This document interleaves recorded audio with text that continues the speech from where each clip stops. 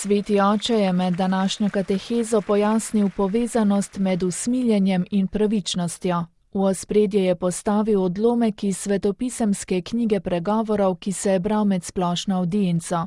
Takole pravi: Kdor se drži pravičnosti, bo imel življenje, kdor pa se žene za hudim, hiti v smrt. Sprevrženo srce je gnusoba Gospodu, tisti, ki hodijo po nedolžni poti, so mu po volji.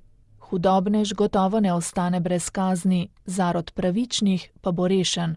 Sveti spisi nam predstavijo Boga kot neskončno usmiljenje, a tudi kot popolno pravičnost. Kako to dvoje med seboj uskladiti? Kako se usmiljenje stika z zahtevami pravičnosti?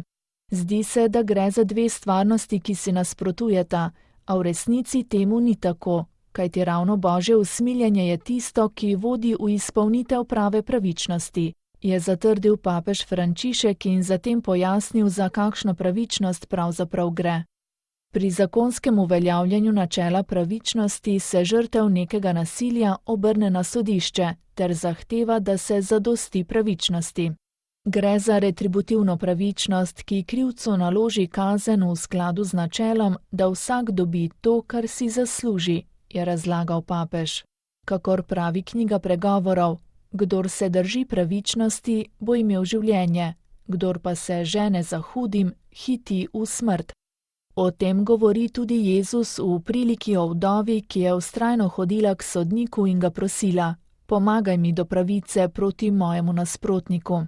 Po papeževih besedah pa ta pot ne vodi v resnično pravičnost, kajti ne premaga zla, ampak ga samo zajezi. Zlo je lahko zares premagano samo tako, da se nanj odgovori z dobrim.